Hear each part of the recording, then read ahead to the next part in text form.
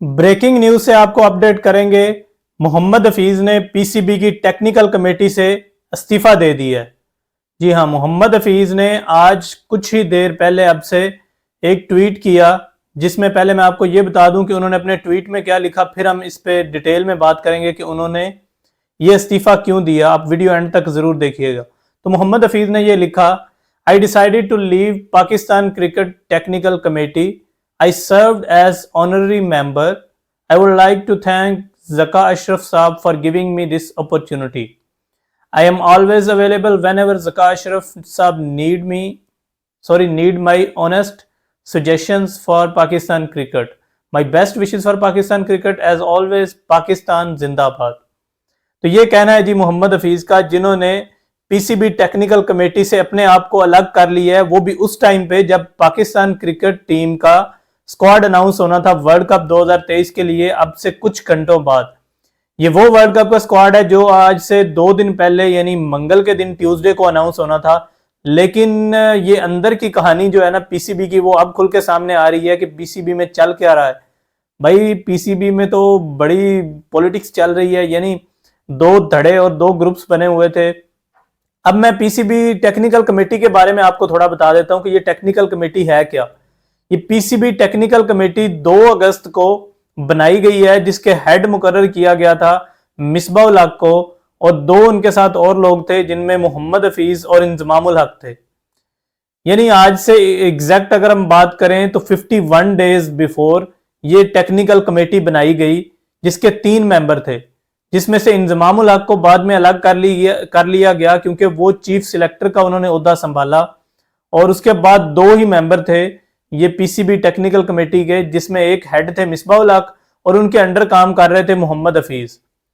तो अब मोहम्मद हफीज ने क्योंकि इस्तीफा दे दिया है, वो मुस्ताफी हो गए इस ओहदे से, तो अब मिसबाह उल हक अकेले इस टेक्निकल कमेटी के मेंबर रह गए हैं। लेट्स सी कि वो भी कितनी देर इस कमेटी का हिस्सा रह पाते हैं।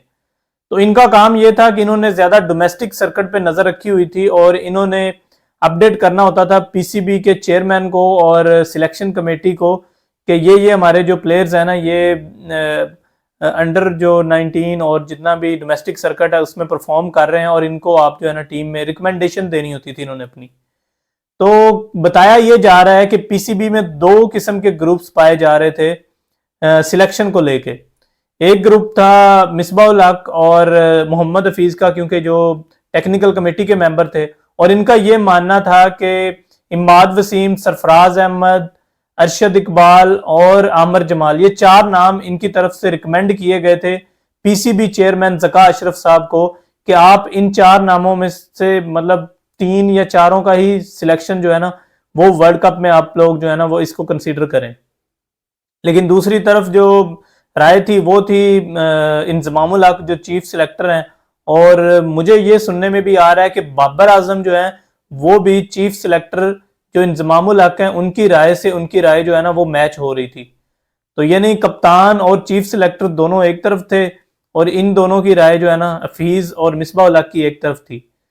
तो मोहम्मद हफीज की जो बड़ी यानी रीजन सामने आ रही है मुस्ताफी होने की, वो ये है कि क्योंकि पीसीबी चेयरमैन ने आज दस्तखत कर दिए हैं जो आपका वर्ल्ड कप का स्क्वाड होना है उस पर। तो उनको ऑब्वियसली पीसीबी में उनके इतने जराए होते हैं, उनको पता चल गया होगा कि जो हमने रिकमेंडेशंस दी हैं उन पे गौर नहीं हुआ और उनको शामिल नहीं किया गया जो प्लेयर्स हमने रिकमेंड किए थे। इस वजह से मोहम्मद हफीज ने इस्तीफा दिया आज। कुछ लोग जो है ना रूमर्स आ रहे हैं कि वो ये कह रहे हैं कि भाई मोहम्मद हफीज ने इस वजह से इस्तीफा दिया है क्योंकि मोहम्मद हफीज का आपको पता है कि उनका जो है ना वो स्पॉट फिक्सिंग को लेके बड़ा क्लियर स्टांस रहा है। मैं बात कर रहा हूँ मोहम्मद आमिर की, कि मोहम्मद आमिर के बारे में कुछ लोग कह रहे थे कि उनको शामिल किया जा सकता है, तो चांसेस हैं कि मे भी मोहम्मद आमिर जो है वो टीम में शामिल कर लिए गए हों, जिस वजह से मोहम्मद हफीज ने इस्तीफा दिया है। जो कि मैं पर्सनली तौर पे ऐसा नहीं समझता, क्योंकि मोहम्मद आमिर को मेरा नहीं ख्याल कि पीसीबी ने कंसीडर भी किया है सिलेक्शन के लिए। तो मोहम्मद हफीज की जो रीजन मैंने आपको पहले बता दी थी कि वही है कि उनकी बात जो थी वो नहीं मानी गई, क्योंकि उन्होंने जो 4 नाम दिए थे, रिकमेंडेशन दी थी उन्होंने इन 4 नामों की, उनको कंसीडर नहीं किया गया सिलेक्शन के लिए। तो ये मेन रीजन थी जी मोहम्मद हफीज की। तो अब कुछ लोग पूछ रहे थे कि भाई स्क्वाड क्यों नहीं अनाउंस हो रहा, डिले क्यों हो रहा है। अब आप लोगों को समझ आ गया कि कितनी पॉलिटिक्स चल रही थी बैकएंड पे, लेकिन किसी को इस बारे में पता ही नहीं था। और मजे की बात मैं एक और आपको बताता हूं कि ये जो मीटिंग कल वेडनेसडे को हुई, उस मीटिंग में इंजमामुल हक जो चीफ सिलेक्टर थे वो शामिल ही नहीं हुए। यानी एक आप अंदाजा लगा सकते हैं कि काम क्या है, सिलेक्शन होनी है वहां पे प्लेयर्स की, स्क्वाड अनाउंस होना है, स्क्वाड के बारे में डिस्कशन होनी है, और वो किसने करनी है? जब चीफ सिलेक्टर ही नहीं वहां पे होंगे तो भाई किसने सिलेक्शन करनी है? तो बताया ये जा रहा है कि उनकी इंजमामुल हक की तबीयत नहीं ठीक थी या उनको कोई मेडिकल इमरजेंसी थी जिसकी वजह से वो नहीं आ पाए। लेकिन बाद में अब जब हफीज ने ये ट्वीट किया है तो उसके बाद अंदाजा ये भी लगाया जा रहा है कि ये कंट्रोवर्सी जो है ना ये चल रही थी कुछ दिनों से, और इससे अवाम भी बेखबर थी और मीडिया के लोग भी बेखबर थे कि अंदर में क्या चल रहा है, क्यों स्क्वाड अनाउंस नहीं हो रहा।